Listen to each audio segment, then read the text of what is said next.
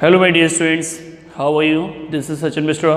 Today we are going to study an important topic and that topic is purchase book. तो हम लोग इसमें बात करेंगे परचेज बुक के बारे में, जैसे कि एनसीईआरटी में चैप्टर नंबर 4 में सब्सिडरी बुक्स के बारे में डिस्कस किया गया है।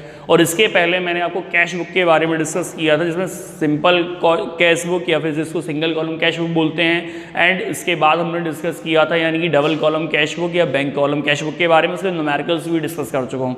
तो इस वीडियो में डिस्कस करने वाले हैं यानी कि परचेज बुक के बारे में, और इसके न्यूमेरिकल भी हम देखेंगे किस तरीके से होता है। तो सबसे पहले परचेज बुक के बारे में समझते हैं कि आखिर परचेज बुक क्या है। तो purchase book is a book या is a subsidiary book in which only credit purchase of goods are recorded. जो आपने उधार गुड्स खरीदा है हम केवल उसको नोट करते हैं परचेज बुक में, इसके अलावा और किसी को नोट नहीं कर सकते हैं। अगर मान लो हमने नगद गुड्स खरीदा है तो कहाँ नोट करोगे, तो वो कैश बुक में नोट करोगे, क्योंकि वो फॉर कैश ट्रांजेक्शन है। अगर हमने गुड्स ना खरीद के मान लो कोई असेट परचेज की हो उधार, तो कहाँ नोट करेंगे, तो वो जर्नल प्रॉपर में जाएगा, वो इसमें नहीं आ सकता। आपको केवल एक बात बताई जा रही, बस वो ध्यान रखनी है यहाँ पे कि जो परचेज बुक होती है उसमें केवल goods purchase on credit he note करते हैं और कुछ हम नोट नहीं कर सकते हैं। ठीक है, तो इसलिए क्या हो जाएगा परचेज बुक में कि परचेज बुक में all credit purchase of goods are recorded. इसमें क्या लिखा है, all credit purchase of goods are recorded. केवल जो हमने उधार गुड्स खरीदा है हम केवल उसको नोट करेंगे। इसमें ये वर्ड का ध्यान रखना है, क्रेडिट परचेज और क्या क्रेडिट परचेज गुड्स। तो अब जो क्रेडिट परचेज कर रहे हो, उधार खरीद रहे हो गुड्स, वो चीज़ नोट होगी। अब गुड्स के बारे में तो आपको ही पता है, यानी कि goods are the things in which business unit is dealing, it means buying and selling. जो भी आर्टिकल्स वो कर रही है, जैसे मान लो कि किसी की इलेक्ट्रॉनिक्स की शॉप है, तो उस कंडीशन में जो इलेक्ट्रॉनिक्स के आइटम है वो खरीद बेच रही, तो उस कंडीशन में क्या हो जाएगा, यानी कि उसके लिए वो इलेक्ट्रॉनिक्स के आइटम हो जाएंगे। क्या इलेक्ट्रॉनिक्स के आइटम को ही हम लोग उसके लिए गुड्स मान लेंगे। मान लो किसी किराने की दुकान है, जो किराने का उसके पास आइटम है उसका वो परचेज सेल कर रहा है, तो उसके लिए वो गुड्स माना जाएगा। ठीक है, तो इस तरीके से जब वो उधार खरीदेगा गुड्स अपने सप्लायर से, तो उसको हम नोट करेंगे परचेज बुक में। अब बात ये आती है कि यहाँ पे जब परचेज हम किसी से उधार करते हैं तो उस कंडीशन में एक सप्लायर हमें एक बिल देता है। क्या देता है, एक बिल देता है, और उस बिल से हम लोग ट्रांजैक्शन इसमें नोट करेंगे। तो the source document for recording entries in the purchase book are invoice और बिल। तो इसके लिए जो सोर्स डॉक्यूमेंट होगा हमारे पास वो कौन सा होगा, उस सोर्स डॉक्यूमेंट को हम लोग जानते हैं इनवॉइस के नाम से, या किस नाम से जानते हैं, बिल के नाम से जानते हैं। क्योंकि जब भी हम परचेज करते हैं हमें एक रिसीविंग मिलती है। अब लेकिन नगद जो खरीदते हैं गुड्स, के बदले में जो रिसीविंग मिलती है, जो बिल मिलता है, उसको हम कैश मेमो के नाम से जानते हैं। लेकिन जो उधार खरीदते हैं उसके बदले में जो बिल मिलता है उसको हम इनवॉइस के नाम से जानते हैं। और इनवॉइस में पूरी डिटेल होती है, किस डेट को आपने गुड्स खरीदा, कितनी क्वांटिटी में गुड्स खरीदा है, ठीक है, और आपको कितनी डिस्काउंट दी जा रही है, ट्रेड डिस्काउंट क्या है, नेट अमाउंट जो पेबल है वो कितना क्या आ रहा है, वो चीज़। तो एक बिल मिलेगा, उस बिल से हम लोग नोट करते हैं। तो bill received by the firm from the supplies of goods. आगे बात करते हैं, entries are made with the net amount of invoice. तो उसकी जो नेट अमाउंट होगी उसकी हेल्प से हम लोग एंट्रीज इसमें मेड करते हैं, केवल वो अमाउंट इसमें लिखी जाती है। अब इसका फॉर्मेट समझ लेते हैं कि फॉर्मेट किस तरीके से होगा। तो सबसे पहले डेट का कॉलम बनेगा, डेट के बाद फिर एक इनवॉइस नंबर का कॉलम बनेगा, क्योंकि जो बिल नंबर उसमें लिखा होगा वो यहाँ पे नोट करते हैं। इसके अलावा नेम ऑफ सप्लायर, आपने जितने लोगों से गुड्स खरीदा है सारे लोगों के 1 बाई 1 करके एक क्रोनोलॉजिकल ऑर्डर में हम नाम लिखते जाएंगे, और उसकी अगर डिटेल है तो डिटेल यहाँ पे डिटेल वाली अमाउंट लिखते जाओ। अगर डायरेक्ट नेट अमाउंट लिखनी है तो केवल ये कॉलम बना सकते हो, लेकिन डिटेल देनी है तो फिर आपको ये कॉलम बनाना पड़ेगा। एक चीज़ और बता दें, अगर कोई रिफ्रेशर बुक यूज़ कर रहे हो तो उस कंडीशन में इनके थोड़े और क्वेश्चन दिए गए, तो उस कंडीशन में इसके अलावा और भी कॉलम आप बना सकते हो। और भी कॉलम मतलब इसकी जगह पे डिटेल का बनेगा, फिर यहाँ पे कॉस्ट का बन जाएगा। कॉस्ट के अलावा मान लो फ्रेट वगैरह का जो एक्सपेंस हुआ है उसका बना लेंगे हम लोग, ठीक है। और जीएसटी वगैरह है तो input GST, input CGST, input SGST, input IGST, और उसके बाद एक टोटल या फिर जो अमाउंट का कॉलम वो लास्ट में बन जाएगा। तो इस तरीके से और भी कॉलम बढ़ाए जा सकते हैं, लेकिन एनसीईआरटी क्वेश्चन सॉल्व करने के लिए आपको केवल इतने से काम चल जाएगा। इसके बाद बात करते हैं कि the monthly total of the purchase book is posted to the debit of purchase account in the ledger. तो जब हम लोग लेजर बनाएंगे तो लेजर में क्या है कि इसका एक हम लोग जो टोटल आएगा मंथ एंड में, वो टोटल लेजर अकाउंट में परचेज अकाउंट के डेबिट में लिखना पड़ेगा। कहाँ लिखना पड़ेगा? परचेज अकाउंट के डेबिट में। डेबिट में इसलिए क्योंकि यार परचेज जो है वो एक्सपेंस है और एक्सपेंस को हम डेबिट करते हैं, इसलिए परचेज अकाउंट के डेबिट में इसकी पोस्टिंग हो जाएगी जो भी महीने भर में आपने गुड्स उधार खरीदा है उसकी। ठीक है, इसके बाद बात करते हैं कि जो सप्लायर के जितने भी नाम है, जिन लोगों से उधार खरीदा, तो उन लोगों के क्रेडिट में पोस्टिंग होगी। इसलिए क्या है कि इंडिविजुअल सप्लायर्स अकाउंट में भी पोस्टेड डेली, तो डेली भी आप पोस्टिंग कर सकते हो, अदरवाइज वो जैसे भी आपको सूटेबल लगे उस तरीके से कर सकते हैं। तो इस तरीके से ये हमें ध्यान रखनी, इसकी थियरी, ये फॉर्मेट ध्यान रखना है। इसके बाद हम आगे बात करने वाले हैं इसका जो क्वेश्चन दिया गया है एनसीईआरटी में, तो वो क्वेश्चन के बारे में बात करेंगे। और क्वेश्चन नंबर बेटा आपका दिया है यानी कि क्वेश्चन नंबर है 13, तो सभी लोग क्वेश्चन नंबर 13 पे आ जाएंगे और उसका देखेंगे किस तरीके से क्वेश्चन सॉल्व होता है। चलिए आते हैं फिर। तो यहाँ पे बेटा क्वेश्चन नंबर जो 13 दिया है इसमें लिखा enter the following transaction in the purchase book of Mrs Gupta trader July 2017। तो गुप्ता ट्रेडर की परचेज बुक बनानी है। पहला ट्रांजैक्शन लिखा है बॉट फ्रॉम राहुल ट्रेडर, तो राहुल ट्रेडर से आपने खरीदा है, तो राहुल ट्रेडर आपके सप्लायर हो गए और उनका इनवॉइस नंबर दिया है यहाँ पे, जो भी वो लिख देंगे, जो भी आपकी बुक में दिया हो 20041। और यहाँ पे जिससे खरीदा है वो सप्लायर कौन सा है? राहुल ट्रेडर्स, उनका नाम लिख देंगे राहुल ट्रेडर्स। नॉर्मली इस तरीके से अब उनसे क्या क्या खरीदा है उसकी डिटेल दे देंगे। तो इन्होंने जो डिटेल दी है उन्होंने लिखा 40 रजिस्टर्स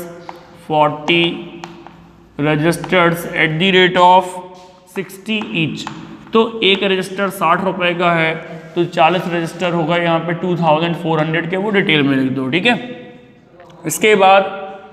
इसके बाद क्या होगा कि 80 जेल पेन्स हैं, 80 जेल पेन्स हैं और कितने रुपए के हैं? ये 15 रुपये ईच के अकॉर्डिंग हैं, तो ये हो जाएंगे बेटा 1200 रुपये के।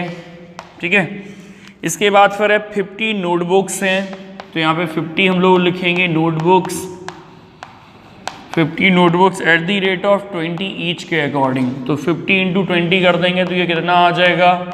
1000 आ जाएगा। ठीक है, इसके बाद बेटा ट्रेड डिस्काउंट भी है, तो आपको क्या करना है? इसका टोटल कर लो 4600 आ गया। अब इसमें से हमें डिस्काउंट जितनी उसने दे दी है वो आपको डिस्काउंट माइनस करनी होगी, तो लेस कर दो आप ट्रेड डिस्काउंट।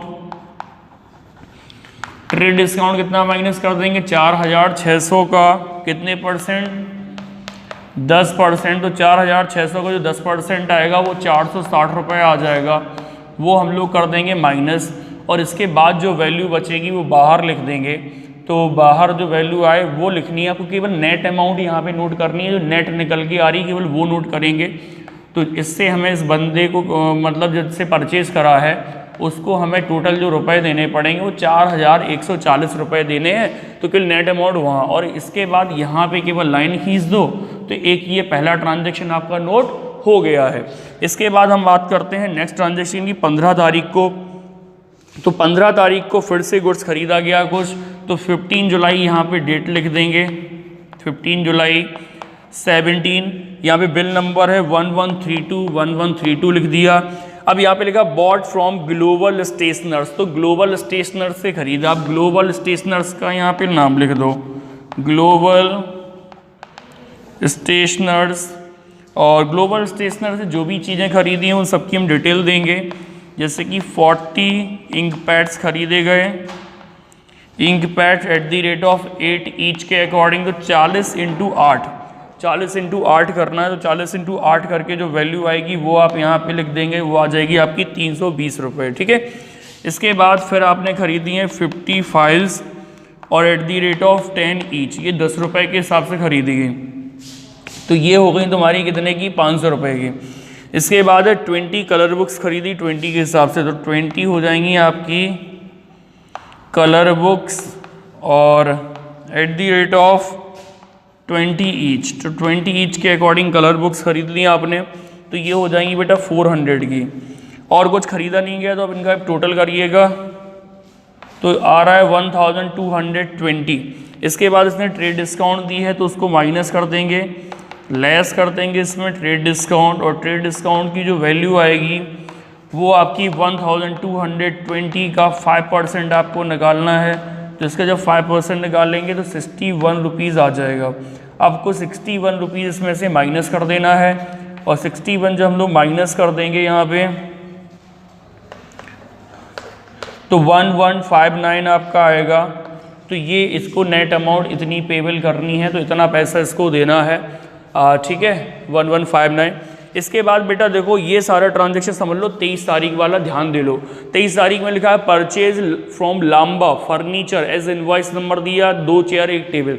तो फर्नीचर खरीदा गया, फर्नीचर आपकी असेट है और इसमें असेट नहीं आएगी क्योंकि इनकी ऐसा लग रहा है जैसे इनकी स्टेशनरी की शॉप हो या बुक्स स्टोर हो, तो जब वो उससे रिलेटेड सामान खरीद रहे हैं वो ही नोट करेंगे। अगर वो फर्नीचर खरीदें, मशीन खरीदें तो वो इसमें नहीं आ सकती है क्योंकि वो उनके लिए गुड्स नहीं माना जाएगा, वो एक इनकी फिक्स्ड असेट मानी जाएगी इसके वजह से। तो उसको हम छोड़ देंगे, उसको यहाँ नोट नहीं करेंगे। अगर वो नोट करनी है तो आपको जर्नल प्रॉपर में नोट करनी होगी, जर्नल एंट्री उसकी अलग बनानी होगी। लास्ट ट्रांजैक्शन देखते हैं 25 तारीख वाला, bought from Mumbai trader as per invoice number, और यहाँ पे पेपर वगैरह ड्राइंग शीट्स खरीदी हैं तो ये आ जाएगा 25 तारीख वाला। तो यहाँ तो पहले इसको बंद कर देंगे हम। इसके बाद हम आते हैं 25 जुलाई 17। तो इसमें देखो इनवॉइस नंबर है 1111 और इसमें मुंबई ट्रेडर से ख़रीदा गया, तो यहाँ पे नाम लिख देंगे हम लोग मुंबई ट्रेडर्स। अब मुंबई ट्रेडर से क्या क्या ख़रीदा है, तो 10 paper ream, 10 paper ream at the rate of 100 per ream, at the rate of 100 per rim. तो ये हो गए बेटा 1000 के। इसके बाद फिर लिखा हुआ है 400 drawing sheet, 400 drawing seats eight the rate of 3 each. तो 3 से मल्टीप्लाई कर देंगे उसका, तो ये आ जाएगा 1200। इसके बाद में फिर है बेटा 20 packet water colour, 20 packet water colour, और ये लिखा है at the rate of 40, at the rate of 40 पर पैकेट। तो 40 से मल्टीप्लाई करा दो आपका, तो 800 रुपये आ जाएगा, ठीक है। इसके बाद इसमें कोई डिस्काउंट है नहीं, तो ये तीनों अमाउंट ऐड कर दो, इसको बाहर लिख दो। तो बाहर लिखने से जो वैल्यू आ रही 3000 रुपये आ रही। तो ये इतनी बार परचेज़ किया गया। अब इसके बाद जब ये और कुछ परचेज़ का दिया नहीं है, अब आप क्या करोगे, इसका टोटल कर लोगे। जो नेट अमाउंट जो हमने लास्ट में लिखी थी इन सबका हम टोटल कर लेंगे और टोटल देखेंगे इसका कितना आ रहा है, 9549, यहाँ पे 112, यहाँ पे 8299 आ रहा, और यही आपका आंसर दिया। तो उसको हम लोग लिख देंगे यहाँ पे परचेज अकाउंट डेबिट के नाम से लिख देंगे और ये आपका टोटल आ जाएगा। तो इस तरीके से नॉर्मली आपको परचेज बुक के क्वेश्चन करने होंगे। तो इस तरीके से आपका परचेज बुक का मैंने पूरा समझा दिया आपको, यानी कि न्यूमेरिकल भी और उसके अलावा आपकी थियरी भी, ठीक है। Thank you very much for watching this video and don't forget to subscribe my channel. Thank you everyone.